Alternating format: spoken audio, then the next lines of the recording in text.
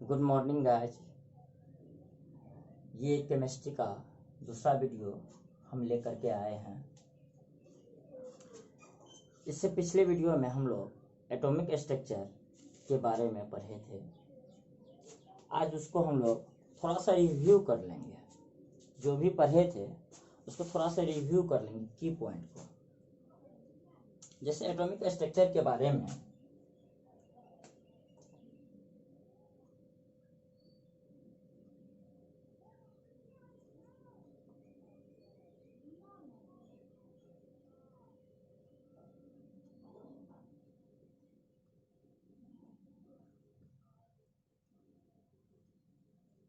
परमाणु संरचना के बारे में पढ़े थे। चलिए, इसमें हम पहले सीखे थे एटम होता क्या है। क्या एटम होता क्या है, परमाणु क्या होता है, सबसे पहले हमें ये जानना। देखिए, वह सबसे छोटा भाग, मतलब वह स्मॉलेस्ट पार्टिकल जिसको हम फिर से विभाजित नहीं कर सकते, इसको क्या कहेंगे? परमाणु कहेंगे।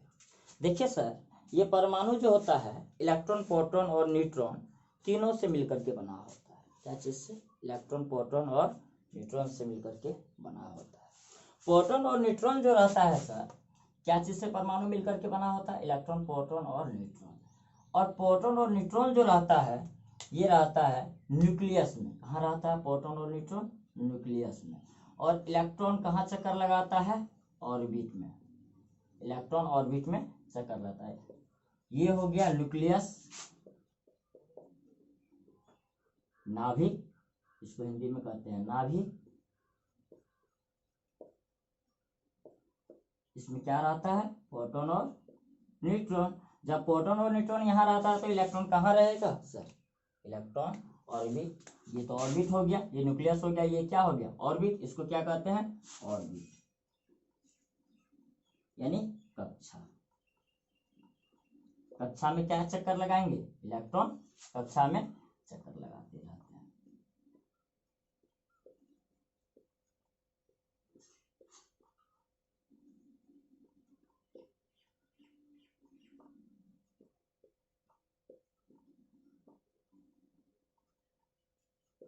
क्लियर है?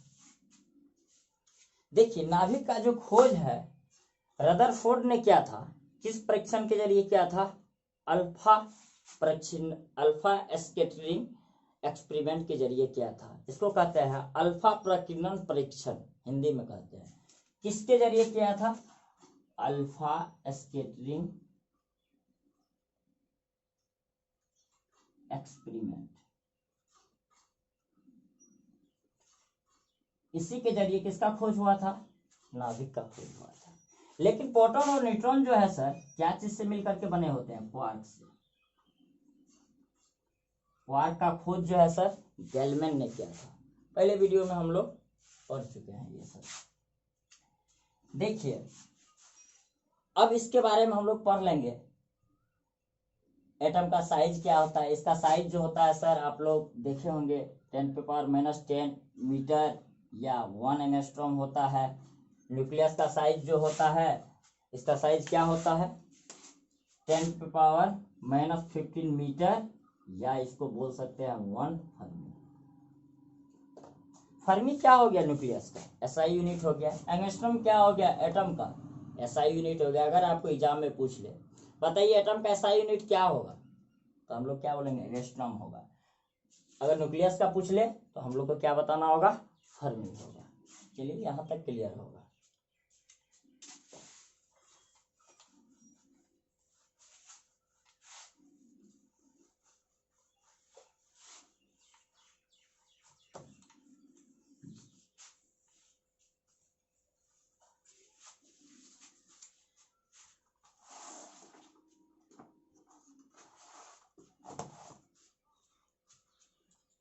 देखिए, प्रोटॉन और न्यूट्रॉन के बीच, प्रोटॉन और न्यूट्रॉन कहाँ रहता है? नाभिक में रहता है।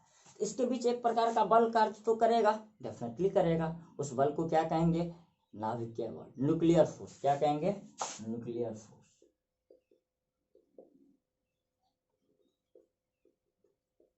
इसको क्या कहते हैं हिंदी में, नाभिक बल। और ये बल जो होता है नेचर में यानी प्रकृति में सबसे स्ट्रॉन्गेस्ट होता है।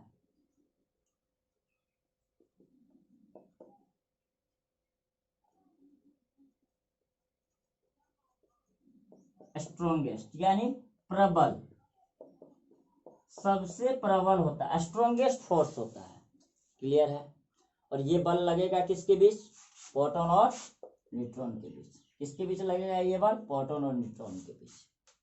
देखिए इसका खोज किसने किया था, रदरफोर्ड ने किया था। और नाभिक में किस प्रकार का ऊर्जा होगा, न्यूक्लियर एनर्जी होगा। नाभिक में नाभिक क्या ऊर्जा होगी। देखिए अब हम लोग ये निकाल सकते हैं ऑर्बिट में, जैसे हम लोग पढ़े थे, इसको क्या कहते हैं न्यूक्लियस, ये क्या हो गया ऑर्बिट।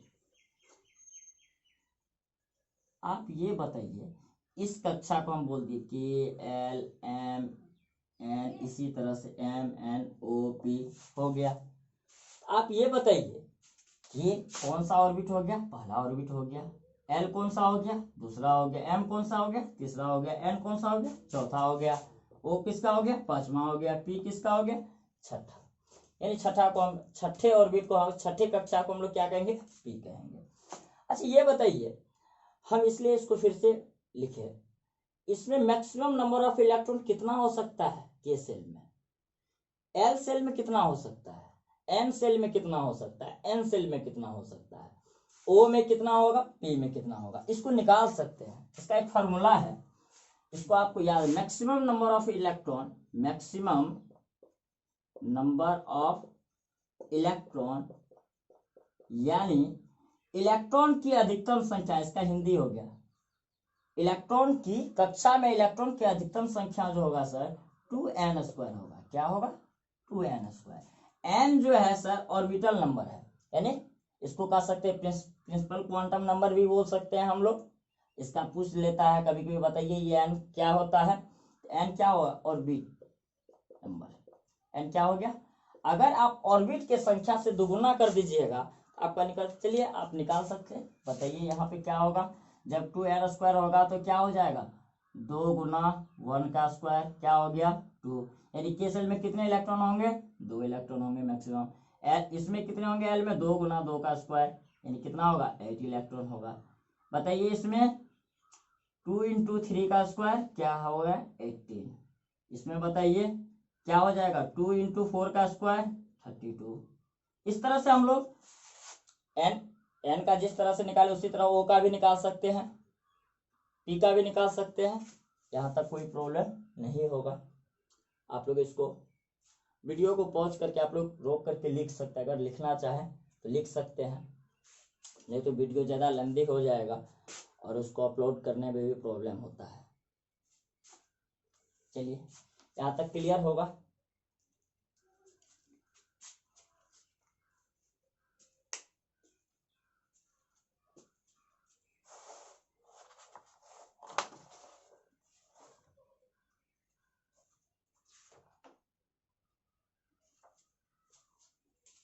चलिए इसको हम रफ करते हैं।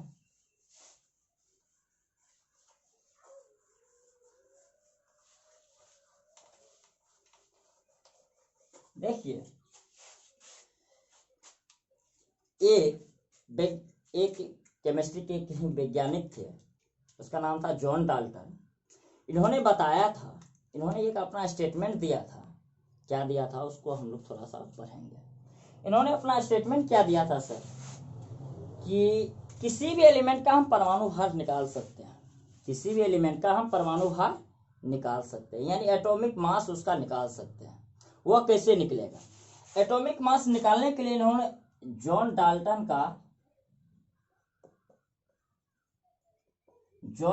का स्टेटमेंट क्या था सर, उसको हम लोग पढ़ते हैं। जॉन डाल्टन का स्टेटमेंट जो था सर क्या था, अगर एटॉमिक मास अगर आप किसी का निकालना है कि क्या चीज, एटॉमिक मास यानी परमाणु द्रव्यमान, अगर आपको किसी भी एलिमेंट का परमाणु द्रव्यमान निकालना है तो आप क्या करोगे, अगर एटॉमिक नंबर, क्या चीज, एटॉमिक नंबर अगर इवन हो, यानी सम संख्या, इवन मतलब सम संख्या, एटॉमिक नंबर परमाणु संख्या आप समझ ही रहे होंगे, इसको क्या कहते हैं, परमाणु संख्या। अगर सम संख्या हो तब एटॉमिक मास कैसे निकालेंगे, यानी परमाणु द्रव्यमान कैसे निकालेंगे, जब ऑड संख्या यानी विषम संख्या हो तब हम कैसे निकालेंगे। चलिए इस पे चर्चा करते हैं अब हम लोग। देखिए अगर सम संख्या होगा तो उसका एटॉमिक मास जो होगा सर 2 गुना परमाणु संख्या के बराबर होगा, हम इसको लिख देते हैं एन, एटॉमिक नंबर। अगर ऑड संख्या है यानी परमाणु संख्या जो है, अगर किसी भी एलिमेंट का परमाणु संख्या ऑड संख्या है तब हम उसका एटॉमिक नंबर कैसे, atomic mass, sorry atomic mass कैसे निकालेंगे, एटॉमिक मास जो निकालेंगे सर 2 गुना एटॉमिक नंबर, यानी परमाणु संख्या का 2 गुना तो होगा ही और ऑड होने के कारण +1। ये बात किसने बताई थी, जॉन डाल्टन साहब ने बताई थी। लेकिन इन्होंने कुछ अब बात बोला था, क्या बोला था, कुछ एक्सेप्शन बोला था कि इस पे ये लागू नहीं होता है, तो हम लोग लिख लेंगे। अब बात क्या है, इसको बोला जाता है एक्सेप्शन। क्या बोला जाता है, एक्सेप्शन। एक्सेप्शन क्या हो जाएगा, हाइड्रोजन हो जाएगा, बेरिलियम हो जाएगा, नाइट्रोजन हो जाए, क्या हो, हाइड्रोजन, बेरिलियम, नाइट्रोजन हो जाएगा, क्लोरीन हो जाएगा। ये 4 है जिसपे ये लागू नहीं होगा। चलिए यहाँ तक क्लियर होगा, आप लोग लिख लीजिए अगर लिखना चाहें तो।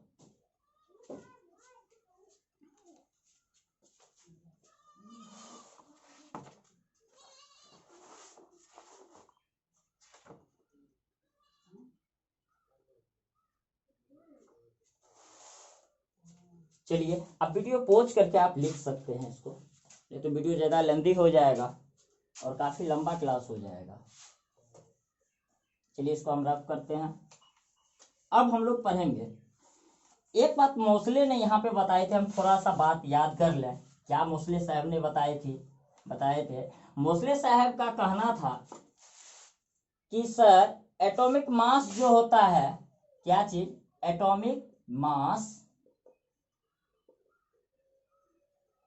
बड़ा होता है, किससे होता है, एटॉमिक नंबर से। बात तो सही है, डेफिनेटली होगा। परमाणु संख्या आप देख रहे थे जॉन डाल्टन साहब के अनुसार निकाल रहे थे तो उसका दुगुना करना पड़ रहा था एटलीस्ट मास, यानी परमाणु संख्या का तो दुगुना एटलीस्ट मास है ही, तो डेफिनेटली रूप से हम कह सकते हैं कि परमाणु संख्या जो होगा परमाणु द्रव्यमान से छोटा होगा। ये बात किसने बताई थी, मोसले जी ने। किसने बताई थी, मोसले जी ने। इसको क्या कहेंगे, ये तो हो गया परमाणु संख्या, ये हो गया परमाणु द्रव्यमान। क्या हो गया, परमाणु द्रव्यमान। चलिए इसके बाद हम लोग पढ़ेंगे कोई भी एलिमेंट को हम कैसे रिप्रेजेंट कर सकते हैं। जब एटॉमिक स्ट्रक्चर पढ़ रहे हैं तो एटम को एटम 3 चीज से मिलकर के बना होता है, इलेक्ट्रॉन, प्रोटॉन और न्यूट्रॉन से। तो हमको अगर कोई एलिमेंट मिल जाए तो एग्जाम में इस तरह से क्वेश्चन बन सकता है कि कोई भी एलिमेंट दे दे, उसमें पूछ ले बताइए सर इसमें नंबर ऑफ न्यूट्रॉन कितना होगा, कोई कुछ डाटा दे दे और उसमें पूछ दे, हम निकाल सकते हैं। उसके लिए कुछ फार्मूला का यूज करना होगा, और फार्मूला का यूज नहीं करना होगा बल्कि आपको समझना होगा। देखिए अब हम लोग पढ़ रहे हैं रिप्रेजेंटेशन ऑफ एलिमेंट। क्या पढ़ रहे हैं, रिप्रेजेंटेशन ऑफ एलिमेंट, यानी एलिमेंट को हम कैसे रिप्रेजेंट कर सकते हैं, तत्व को कैसे हम निरूपित कर सकते हैं, इसको हिंदी में कहेंगे। हिंदी देखिए बार बार हम लिखेंगे तो काफी एक छोटा स्पेस है, कवर उतना नहीं हो पाएगा। चलिए इसमें हम लोग जैसे सीखते हैं थोड़ा सा। सोडियम प्रचलित है खूब, मान लेते हैं सोडियम। सोडियम का सिंबल क्या होता है, Na होता है। बताइए इसका एटॉमिक नंबर कितना होता है, 11 होता है। एटॉमिक मास कितना होता है, 23 होता है। बताइए सर, इसमें हमको अगर पूछ दिया जाए, बताइए सर इसमें नंबर ऑफ प्रोटॉन क्या होगा। पहले हम लोग इसका क्या करेंगे, एक चार्ट बना लेते हैं। एलिमेंट को पहले एग्जांपल नहीं लेते हैं, पहले इसको कैसे लिखा जाएगा पहले वो लिख देते हैं। चलिए मान लीजिए ये कोई एक्स क्या है, अननोन एलिमेंट है, कोई भी ए बी सी डी कुछ भी हो सकता है, एक्स एलिमेंट है। एटॉमिक मास को किससे लिखा, एटॉमिक द्रव्यमान सॉरी एटॉमिक नंबर को किससे लिखा जाता है, जेड से लिखा जाता है। एटॉमिक मास को किससे लिखा जाता है, ए से लिखा जाता है। और यहाँ पे क्या लिखा जाता है, आप कहीं पे भी देखे होंगे, ऐसे देखेंगे O-2, ये क्या है -2, चार्ज है। क्लियर है। चलिए अब हम लोग यहाँ पे इसका फॉर्मूला पढ़ेंगे। जैसे मान लीजिए नंबर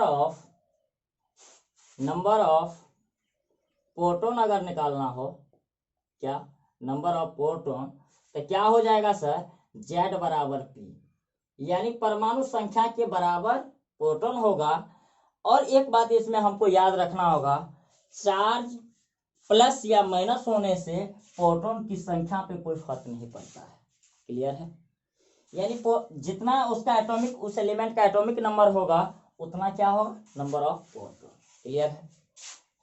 अब हो गया नंबर ऑफ इलेक्ट्रॉन, निकाल सकते हैं नंबर ऑफ इलेक्ट्रॉन क्या होगा। चलिए उसके बाद हम लोग पढ़ेंगे नंबर ऑफ प्रोटॉन। प्रोटॉन तो हो गया, तो हम लोग क्या पढ़ना है, नंबर ऑफ न्यूट्रॉन क्या होगा। चलिए बताइए इलेक्ट्रॉन का संख्या जो है किस पे डिपेंड करेगा। अब एक चीज बताइए, मान लीजिए ऑक्सीजन पे -2 चार्ज है, मान लीजिए अगर चार्ज नहीं होता तो इलेक्ट्रॉन का संख्या, तब तो हम लिख सकते हैं Z बराबर P बराबर E, यानी परमाणु संख्या जितना होगा वही प्रोटॉन का संख्या होगा, वही इलेक्ट्रॉन का संख्या होगा। कब, कंडीशन है, क्या कंडीशन है सर, कंडीशन क्या है, कंडीशन जब नो चार्ज हो। नो चार्ज मतलब उस पे कोई, उस एलिमेंट पे कोई भी चार्ज नहीं हो, तब ये होगा। जब चार्ज होगा तब क्या होगा। चलिए देखिए यहाँ पे सीखते हैं हम लोग। मान लीजिए इस पे चार्ज है -2, इसका मतलब क्या हुआ, हम अगर ये समझ लें तो शायद यहाँ पे समझने में आसानी होगी। यहाँ पे चार्ज क्या है, -2। आप ये बताइए 2 इलेक्ट्रॉन ये कर्जा लिया है, इसके पास जितना इलेक्ट्रॉन तो था ही, इसका इलेक्ट्रॉन कितना था, मान लीजिए 11 प्रोटॉन था तो 11 प्रोटॉन था तो 11 इलेक्ट्रॉन भी होगा। इसका एटॉमिक नंबर कितना होता है, 8 होता है। इसका कितना होता है, एटॉमिक मास 16 होता है। निकाल लिए तुरंत, जैसा कि जॉन डाल्टन का स्टेटमेंट था। बताइए इसमें P कितना होगा, 8 तो होगा ही। अगर ये चार्ज को हम छिपा लें तब इसमें इलेक्ट्रॉन कितना होगा, 8 होगा। अगर ये चार्ज अगर हम दिखा रहे हैं तब इलेक्ट्रॉन का संख्या सर चेंज हो जाएगा। क्यों, थोड़ा सा समझते हैं इस बात को, क्यों चेंज हो रहा है। 8 तो होना चाहिए, -2 का मतलब 2 इलेक्ट्रॉन ये क्या किया है, कर्जा लिया है। जब कर्जा लिया है, किसी से गेन किया है इलेक्ट्रॉन, तो इसको क्या करना होगा, ये 2 को -2 को क्या करना होगा, ऐड करना होगा। 2 इलेक्ट्रॉन अपने में भी कि नहीं, एकदम करना होगा, डेफिनेटली करना होगा। तो क्या हो जाएगा, इलेक्ट्रॉन का संख्या 10। अब बताइए इलेक्ट्रॉन का संख्या चेंज कर रहा है या नहीं कर रहा है। अगर चार्ज नहीं हो तो 8, चार्ज हो गया तो देख रहे हैं 10 हो गया। तो हम लिख सकते हैं यहाँ पे कि अगर आपको इलेक्ट्रॉन का संख्या निकालना है तो जो इलेक्ट्रॉन P बराबर E तो लिखे हैं यहाँ पे, जितना होगा ये प्रोटॉन का संख्या, इलेक्ट्रॉन का संख्या Z बराबर P, उसमें अपोजिट साइन से, यानी यहाँ पे माइनस है तो यहाँ पे प्लस कर रहे हैं। अगर यहाँ पे प्लस होता तो यहाँ क्या कर देते हैं, माइनस। प्लस का मतलब हुआ कि हम अपना इलेक्ट्रॉन का क्या कर दिए, त्याग कर दिए हैं। जब अपना इलेक्ट्रॉन हम लॉस कर दिए हैं तो मेरे पास इलेक्ट्रॉन का कमी होगा, मेरे पास इलेक्ट्रॉन का क्या होगा, कमी होगा। अगर हम, मेरे पास 10 इलेक्ट्रॉन था, अगर 2 इलेक्ट्रॉन दे दिए तो मेरे पास 8 इलेक्ट्रॉन ही बचेगा, 10 इलेक्ट्रॉन तो बचेगा नहीं। इसलिए हम यहाँ पे बोल रहे हैं अपोजिट साइन से क्या करना है। अगर यहाँ पे माइनस है तो प्लस, प्लस है तो माइनस। प्लस का मतलब हम क्या कर दिया, अपना इलेक्ट्रॉन का त्याग कर दिए हैं। माइनस का मतलब हम इलेक्ट्रॉन को क्या किए हैं, ग्रहण किए हैं, लिए हैं। तो ये इसका मतलब हुआ माइनस। यहाँ तक क्लियर होगा। इस तरह से यानी हम लिख सकते हैं यहाँ पर अपोजिट साइन से क्या कर सकते हैं, जैसे यहाँ पे आपको बताया है, आप इसको लिख भी सकते हैं और इसको समझ लीजिए। नीचे में यहाँ इसके नीचे राइट डाउन कर सकते हैं इसको समझने के लिए। चलिए इसके बाद हम लोग आते हैं नंबर ऑफ न्यूट्रॉन कैसे निकालेंगे। क्या चीज? न्यूट्रॉन। देखिए बहुत ही इंटरेस्टिंग चीज है। अगर नंबर ऑफ न्यूट्रॉन सर आपको निकालना है तो नंबर ऑफ न्यूट्रॉन का फॉर्मूला होता है सर ए माइनस जेड। क्या होता है? ए माइनस जेड। ए मतलब क्या हो गया? Atomic mass. जेड मतलब क्या हो गया? Atomic number. यानी परमाणु द्रव्यमान में से परमाणु संख्या को अगर हम घटा दे सर तो हमको क्या निकल के आ जाएगा? Number of neutron. क्लियर है? अब बताइए एक और क्या बच गया? चार्ज निकालने के लिए हम चार्ज भी सीख ले। चार्ज निकालने कोई भी एलिमेंट पे चार्ज क्या होगा। अब एक चीज बताइए सर,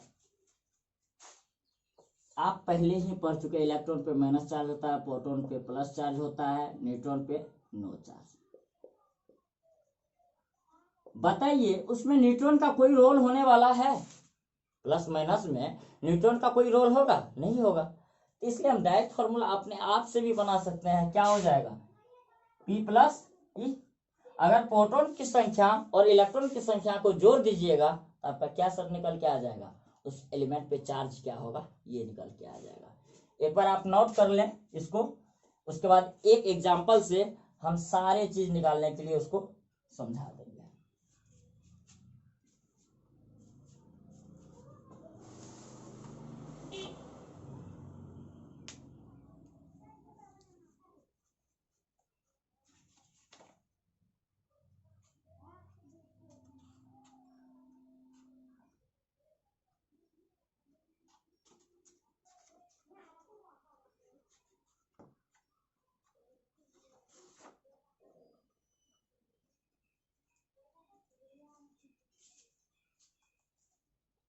यहाँ तक क्लियर है?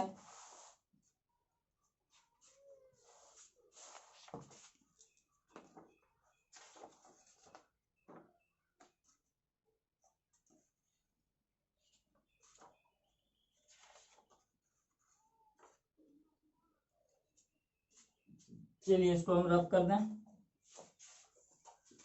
एक एग्जांपल लेते हैं। आपके पास सारा डाटा लिखा हुआ है और ये जो होगा सर ऑलवेज होगा, हमेशा। ये कब होगा? जेड बराबर पी ऑलवेज। ये यानी कि इसमें चार्ज से इसको कोई मतलब लेना देना नहीं है। देखिए मान लीजिए यहाँ पर सोडियम लेते हैं Na, एक लेते हैं Na, एक लेते हैं Na प्लस। आप जानते हैं सोडियम का वैलेंसी क्या होता है? +1 होता है। हम Na प्लस दे दिए।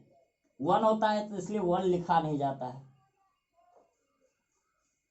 चलिए एक चीज बताइए, इसका एटॉमिक नंबर 11, एटॉमिक मास कितना होगा? 23। इसका एटॉमिक नंबर कितना होगा? 11 ही होगा, चेंज तो नहीं करेगा। चार्ज आ गया है, नंबर एटॉमिक नंबर तो वही, एलिमेंट तो वही है, तो क्या होगा? 11। अब बताइए इसका भी तो 23 होगा। इस पे चार्ज क्या है? 0। इस पे क्या है? प्लस चार्ज है। बताइए इसमें नंबर ऑफ, मान लीजिए एक ऑक्सीजन ले लीजिए, इस पे 2 माइनस कर दीजिए। इसका कितना होता है? 8 होता है। इसका क्या कितना होता है? 16 होता है। बताइए इसमें प्रोटॉन का संख्या क्या होगा? इसमें बता सकते हैं? प्रोटॉन का संख्या कितना होगा सर? 11 होगा। इसमें कितना होगा? 11 होगा। कितना है एटॉमिक नंबर? जेड 11। इसका भी जेड कितना है? 11। तो 11 11 तो हम लिख सकते हैं क्योंकि क्या है? जेड बराबर पी। बताइए इसमें क्या होगा? जेड क्या है? 8। क्या होगा? 8। अच्छा एक चीज बताइए, इलेक्ट्रॉन का संख्या कैसे निकालेंगे? इलेक्ट्रॉन का अच्छा न्यूट्रॉन का संख्या तो निकाल सकते हैं। क्या हो जाएगा?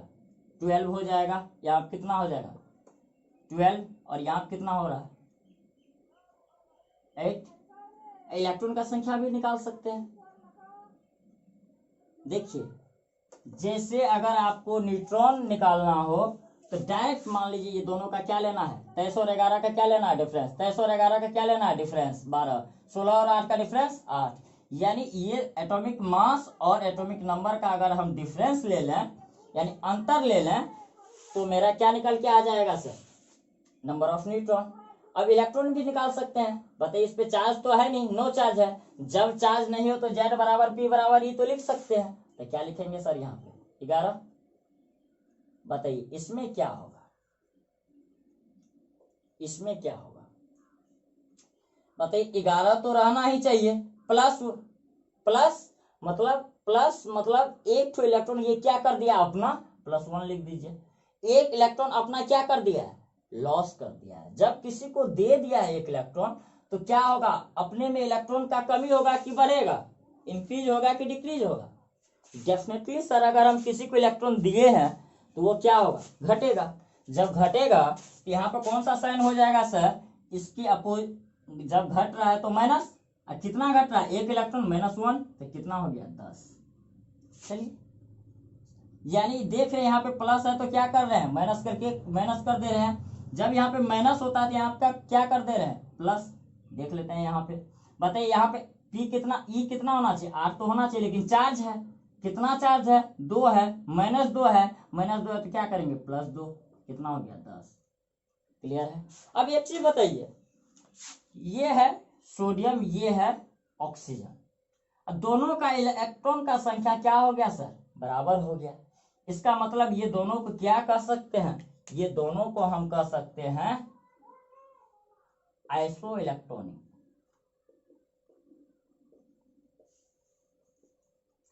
आइसो इलेक्ट्रॉनिक मतलब क्या हुआ, सेम नंबर ऑफ इलेक्ट्रॉन अगर रहेगा, सेम नंबर ऑफ इलेक्ट्रॉन, यानी इलेक्ट्रॉन की संख्या अगर समान होगा कोई भी दो एलिमेंट का, तब हम उसको क्या कहेंगे, वो आइसो इलेक्ट्रॉनिक। चलिए यहाँ तक क्लियर है, ये आपका प्रीवियस क्लास था।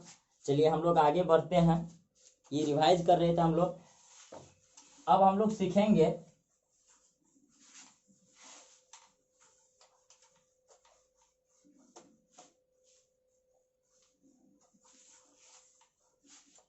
Electronic configuration. क्या सीखेंगे, इलेक्ट्रॉनिक कॉन्फ़िगरेशन, यानी इसको हिंदी में कहते हैं इलेक्ट्रॉनिक विन्यास। क्या कहते हैं, इलेक्ट्रॉनिक विन्यास। बताइए, पहले हम डायग्राम बना लेते हैं, आप लोग भी बना लीजिए।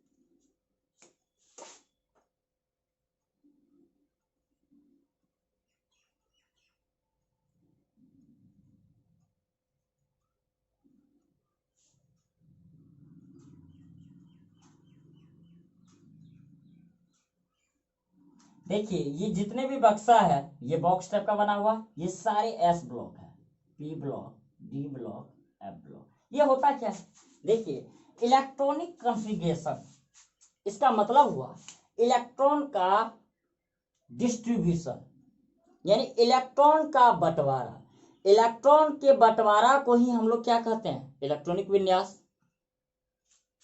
और इलेक्ट्रॉन का बंटवारा होगा किसमें, सेल और सबसेल में। किसमें होगा, सेल और सबसेल। सेल मतलब कक्षा होता है, सबसेल मतलब उपकक्षा। यानी इलेक्ट्रॉन का कक्षा और उपकक्षा में बंटवारा को ही हम लोग क्या कहते हैं, इलेक्ट्रॉनिक विन्यास।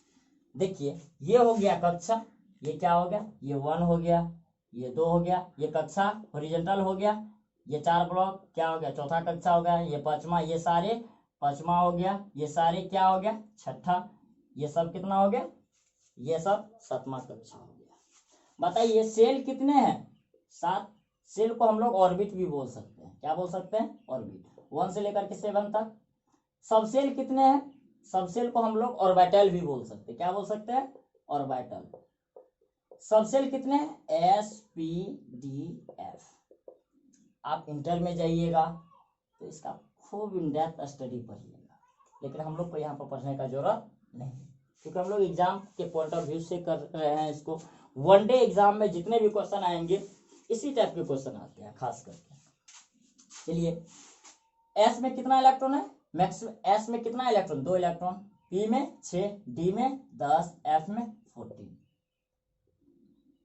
और एक बक्सा में जब 2 इलेक्ट्रॉन रहता है इसका मतलब इसमें इसके साथ इसके पास कितना बक्सा होगा, 1, पी के पास कितना बक्सा होगा, 3, इसके पास कितना बक्सा होगा, 10 इलेक्ट्रॉन है तो 5 बक्सा होगा, इसके साथ 7 बक्सा होगा। कर सकते हैं। एक बक्सा में 2 इलेक्ट्रॉन रहेगा हमेशा, एक क्लॉकवाइज एक एंटी क्लॉकवाइज, एक घड़ी की दिशा में एक घड़ी के विपरीत दिशा में रहेगा इलेक्ट्रॉन का परिचक्रण। क्लियर है। चलिए, इसको हम लोग अभी, इससे हमको कोई लेना देना नहीं है।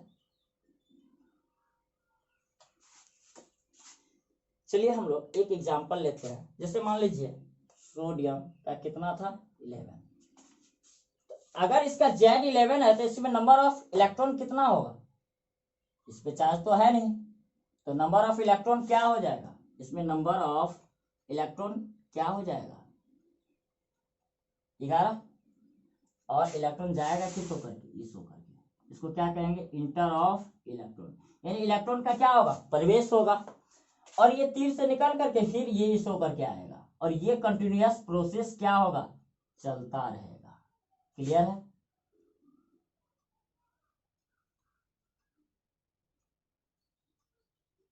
क्लियर है। ये प्रोसेस क्या होगा सर, चलता रहेगा। बताइए 11 इलेक्ट्रॉन है मेरे पास, और ये मैक्सिमम कितना लेगा, 2, ये कितना 6, ये कितना 10, ये कितना 14। ये सारे बक्सा 14 इलेक्ट्रॉन मैक्सिमम रह सकता है। ये सारे बक्सा में 10 इलेक्ट्रॉन, यानी इसमें इसमें इसमें इसमें 10 इलेक्ट्रॉन मैक्सिमम रह सकता है। इसमें भी 6। क्लियर है। इसमें 2 इलेक्ट्रॉन, क्योंकि ये बक्सा कौन सा सब सेल है, एस। एस में कितना मैक्सिमम, 2 इलेक्ट्रॉन रह सकता है। 2 से कम रह सकता है, लेकिन 2 से ज्यादा एस में नहीं रह सकता है। ज्यादा इलेक्ट्रॉन हम लोग नहीं भर सकते हैं। देखिए, बताइए मेरे पास 11 इलेक्ट्रॉन आया, 11 है। मान लीजिए फैमिली का सबसे छोटा सदस्य है, 2 इलेक्ट्रॉन दे दिए, बचा कितना 9। फिर इसको हम 2 दे दिए, बचा कितना 7।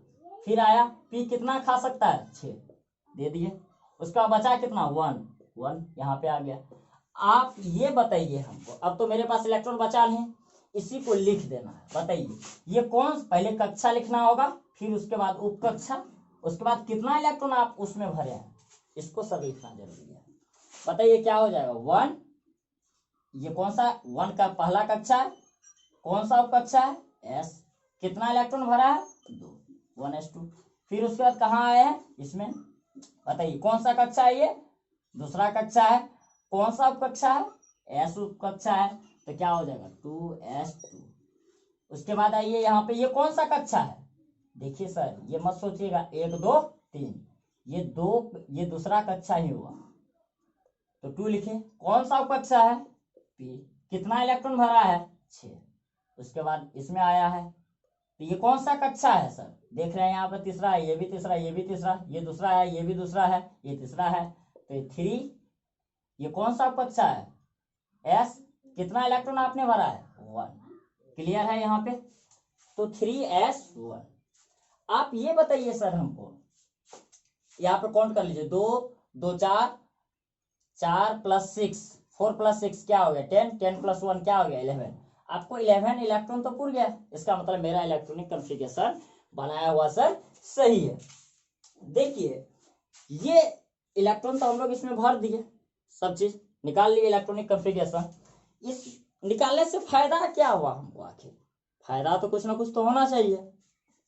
देखिए इसमें 2 प्रकार के सेल होते हैं। कितने प्रकार के सेल होते हैं, 2 types of cell are found.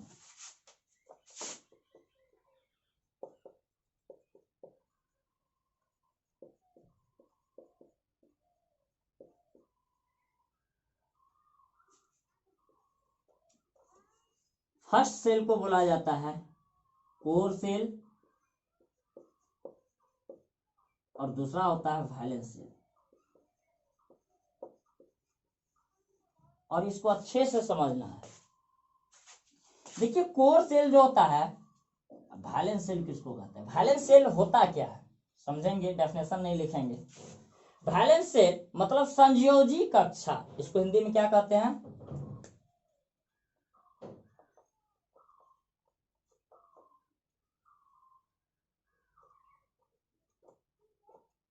इसको कोर ही बोला जाता है, लिखने का कोई जरूरत नहीं है। देखिए वैलेंस सेल जो होता है, वैलेंस सेल का डेफिनेशन ही होता है बाहरी कक्षा यानी अंतिम कक्षा। इसको हम ऐसे भी बोल सकते हैं लास्ट सेल, लास्ट सेल भी बोल सकते हैं, लास्ट सेल, आउटर सेल भी बोल सकते हैं, यानी बाहरी कक्षा। बाहरी कक्षा को ही हम लोग क्या कहते हैं? संयोजी कक्षा। संयोजी, जब बाहरी कक्षा को आप संयोजी कक्षा कह दिए तो वैलेंस सेल से तो वैलेंस इलेक्ट्रॉन बनेगा, यानी वैलेंस सेल में जो इलेक्ट्रॉन होगा उस इलेक्ट्रॉन को क्या कहेंगे? देखिए यहाँ पे 1 2 2 3, इसका मतलब 1 2 2 3, इसका मतलब 3 आउटर सेल हो गया, बाहरी कक्षा हो गया, अंतिम यानी लास्ट कक्षा हो गया।